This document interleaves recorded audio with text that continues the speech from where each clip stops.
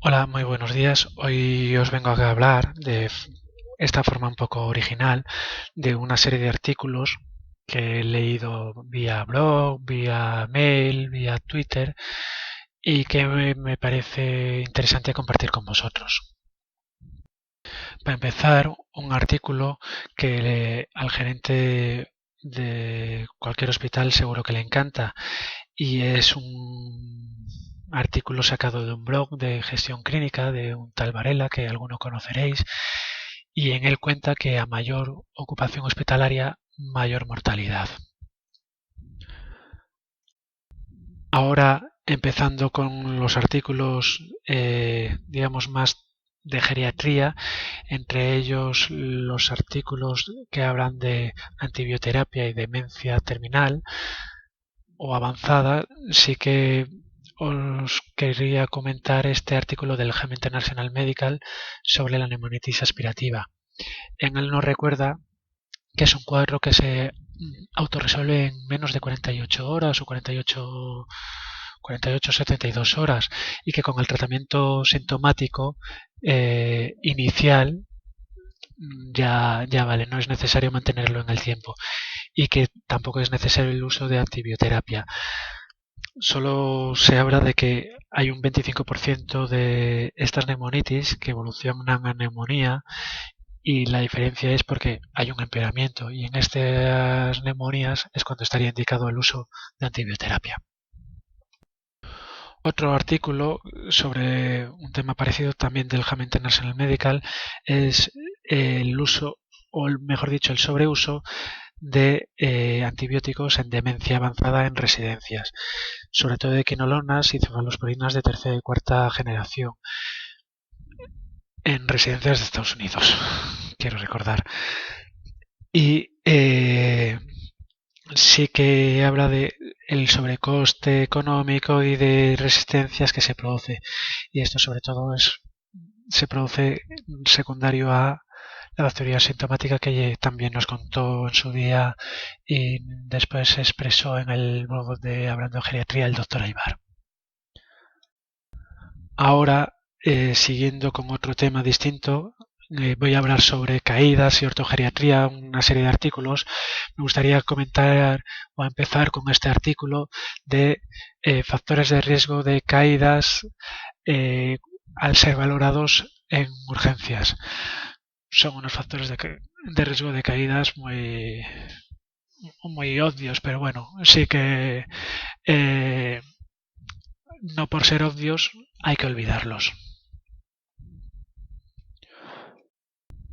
El siguiente artículo sí que me parece más interesante y es un estudio randomizado, es un ECA, sobre la efectividad de las modificaciones en el hogar y cómo estas modificaciones producen una disminución de hasta un 26% en las heridas o lesiones secundarias a caídas. No sé deciros qué modificaciones se producen porque no he tenido acceso al artículo completamente, pero si alguien lo pudiera conseguir para contarlo aquí o hacer que lo lea Vanessa Lateo y que nos lo cuente ella, pues sería estupendo. El siguiente artículo, este va dirigido totalmente al doctor Gálvez, que es sobre su amada vitamina D. Eh, es sobre, como veis, la Task Force y os quiero recordar que la Task Force es de prevención primaria en población general, es decir, para todo el mundo. ¿Y qué es lo que nos dice? Que no se recomienda. ¿Por qué? Algo obvio. No se recomienda el cribado porque no se recomienda su uso, porque no ha demostrado su uso de forma indiscriminada ninguna ventaja. Entonces, ¿para qué lo vas a medir? ¿Para qué lo vas a medir? Perdón. El siguiente artículo sobre ortogeriatría pura es un metaanálisis de distintos modelos de ortogeriatría y ver cuál es el mejor. Sí que lo tienen claro cuál es el peor y el peor es valoración de ortogeriatría a demanda. ¿Qué quiere decir esto? Que el cirujano ortopédico, el traumatólogo, ve a un señor con fractura de cadera y él decida si lo tiene que valorar un médico clínico. Digo médico clínico porque en Estados Unidos la geriatría es una superespecialidad de la medicina interna. Por eso digo médico clínico. O si con el cirujano ya vale. Esto sí que se ha visto que mejor obviarlo y es mejor frente a esto el que siempre esté el geriatra valorándolo o que haya un equipo donde trabaje de forma integrada. Estos dos últimos equipos, si equipo integrado o valoración per se, sí que no llega a decir cuál es el mejor. El siguiente artículo que os traigo es sobre la experiencia del post. Va en relación con lo anterior, pero aquí es en Gran Bretaña y es la experiencia de unidades clínicas en cirugía. Sí que me gustaría que en el futuro Jorge Pasarelli nos contara su experiencia personal en el post, que creo que puede llegar a trabajar en él. Ahora sí que traigo este artículo solamente para decir que me gustaría conseguirle. Así que ya sabéis, pasádmele. Creo que nos interesa a todos. Ahora voy a empezar con una serie de artículos sobre psicogeriatría o psicofarmacología. Para empezar os traigo este artículo de diciembre del Lancet Neurology, muy interesante porque aunque sí que dice que el mejor tratamiento farmacológico para el dolor neuropático es los inhibidores de recaptación de la serotonina y noradrenalina, es decir, la duloxetina, el segundo mejor, es decir, el segundo fármaco que necesita menos número de personas para ser tratados, que eso es lo que es la NNT, es la gabapentina. Por poco, pero es mejor que la pregabalina. Este artículo no es un artículo del British Medical Journal, sino que es una noticia en el British Medical Journal haciendo referencia a un artículo. No os puedo decir cuál es el artículo primero porque no tengo acceso al British, pero sí que el título de la noticia cuenta todo, que es que en un estudio se muestra que los síntomas de depresión y apatía preceden los problemas de memoria.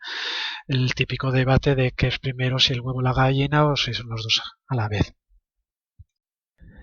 En una sesión de estas de Twitter no podía faltar NeuroWiki. Sabéis que es una plataforma que me parece muy interesante y muy buena, tanto como tratado de neurología como el blog, y por tanto os traigo lo que en el blog me parece más interesante, que es la terapia no farmacológica en la demencia. Esto no podéis no leerlo porque es en castellano, o sea que no tenéis excusa de no saber inglés. Este artículo tampoco he conseguido, pero sí que sería muy interesante revisarlo, así que lo propongo a alguno de los futuros ponentes, que es el manejo de los tratamientos neuropsiquiátricos, pero desde el punto de vista de un panel de expertos. Se juntaron una serie de popes y estas son las conclusiones a las que han llegado. No os puedo decir ni una porque no tengo acceso. En relación con lo anterior, ha salido hace poco una guía clínica sobre prevención de delirio posoperatorio de la Sociedad Estadounidense de Geriatría. La podéis ver en su propia página web, pero la semana pasada y más concretamente el viernes día 27 de febrero, o sea, recién salido del horno, en el blog de la Sociedad Catalana de Geriatría y Gerontología han hecho un resumen en catalán y en castellano de esta guía, o sea que más fácil no lo podéis tener. Este blog es en el que está participando la doctora Martínez Luis, es decir, Bea.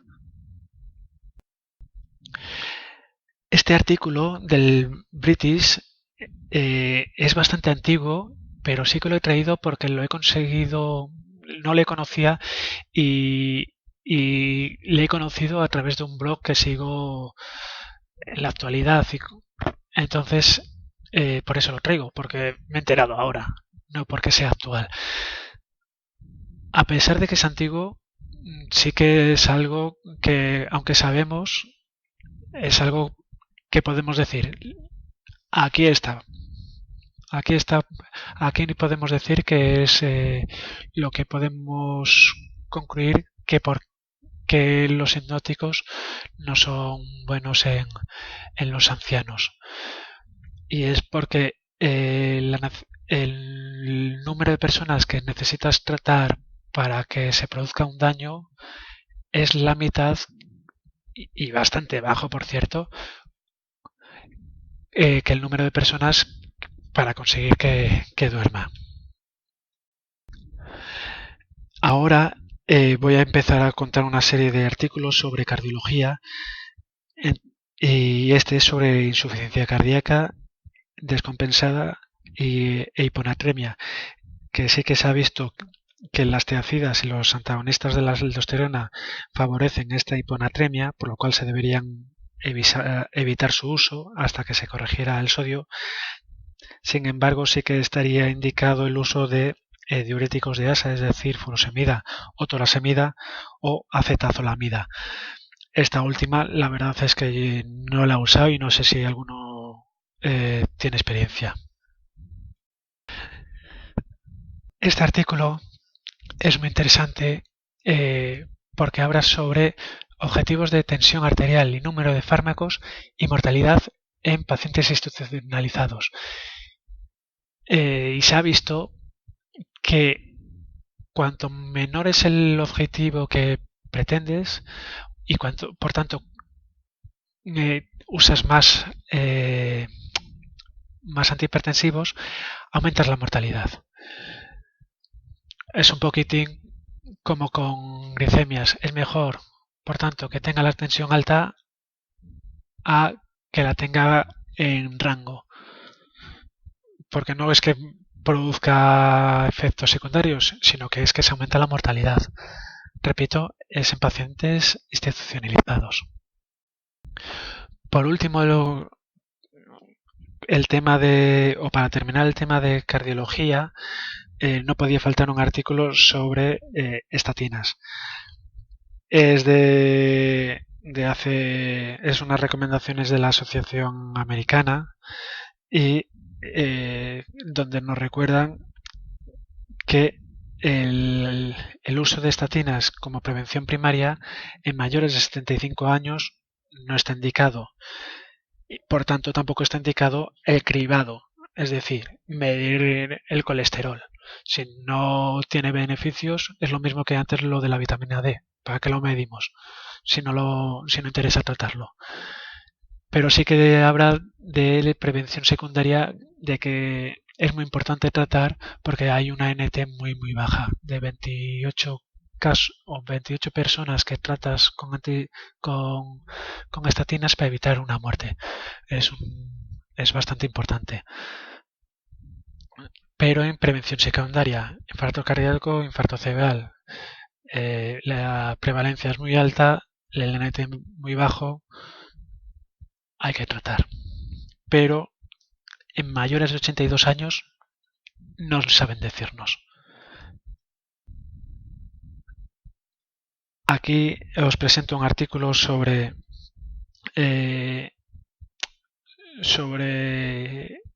UCIs. Ahora cada vez hay más trabajo sobre UCIs y ancianos. Y eh, cuándo está indicado su ingreso, cuándo hay más mortalidad, cuándo no ingresar. Pues este habla sobre cuáles son factores pronósticos tras eh, un ingreso en la UCI. Y sí que habla de que no depende tanto de la enfermedad como de eh, la discapacidad previa, la dependencia previa. Habla de que a mayor dependencia, a mayor discapacidad, se dobla o incluso se triplica la mortalidad tras un ingreso en UCI al año. Para terminar, os quiero presentar un par de artículos, no artículos de revisión o artículos originales, sino más son dos artículos más para hacer pensar. Uno es este del New England de hace 3-4 semanas, no más, en el que ponen por así decir, nos ponen un compromiso a los médicos, porque sí que habla de que cuando se nos pregunta cómo queremos que se nos trate, eh, cuando estemos en una situación al final de la vida, no queremos que se nos trate de forma muy agresiva y en un porcentaje muy alto. En este artículo hablan de dos encuestas que se hicieron, una hace bastantes años a médicos en activo y esta del 88% es para estudiantes de medicina. O sea que en la actualidad, estudiantes en la actualidad que sí que serán en el futuro médicos, pero ya en la actualidad no desean un tratamiento muy agresivo. Sin embargo, dicen la contradicción de la agresividad que nosotros hacemos, los médicos hacemos cuando nos encontramos ante estas situaciones como médicos, no como usuarios. Ya para terminar, como último documento, porque no es exactamente un artículo, os presento un debate que se ha presentado en el British Medical Journal y es sobre si se debe favorecer el que se grabe la actuación médica, las consultas. Este no es un debate solamente de una revista, sino que se nos presenta en el día a día.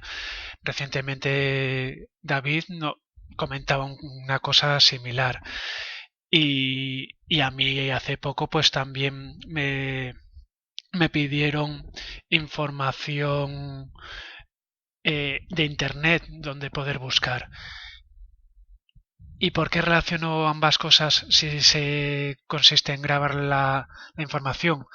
Porque los usuarios, los pacientes, cada vez tienen más acceso a Internet, igual que nosotros, e igual que yo estoy aquí presentándoos una serie de artículos, documentos muy técnicos para mejorar nuestra formación, pues hay a la vez muchos documentos en Internet, que no quiere decir que sean buenos, sino también que hay bastantes malos, que usan los pacientes sobre sus propias enfermedades.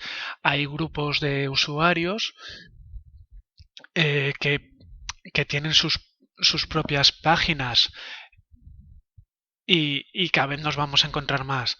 ¿Qué quiere decir esto? Que cada vez tenemos que estar mejor formados, no solamente a nivel práctico, sino también teórico, porque la teoría es la práctica y la práctica es la teoría. Y cada vez van a estar discutiéndonos más los tratamientos o más que discutir nos van a decir, pues yo he leído esto no sé dónde. Entonces, no solamente tenemos que saber el Harrison, sino también tenemos que saber páginas web que recomendar, según mi opinión, entre las cuales hay bastantes estupendas. Yo en el caso de demencia, la sociedad estadounidense tiene una muy buena y cada vez que viene en consultas me venía algún familiar, se lo daba, porque no solamente venía en inglés, también en castellano. Eh, Sí que no quiero terminar esta sesión sin dar las gracias a esta serie de médicos y farmacólogos, blogueros o tuiteros, es decir, frikis, a los que sigo y que sí que me han ayudado indirectamente a hacer esta sesión, aparte de los mails que voy recibiendo y que de vez en cuando os voy pasando. Pero Twitter no solamente son artículos, son más cosas, son risas, son cotilleos y son imágenes. Y son discusiones y debates. Y aquí, a cuenta del ébola, pues sí que ha habido un gran debate sobre la gran, digamos, eh, miedo al ébola. Sin embargo, otras enfermedades muy comunes con un porcentaje de mortalidad bastante alto, por ejemplo la fractura de cadera, pues es algo que se ignora bastante y en el caso de un hospital del sistema inglés, pues así nos lo hicieron ver.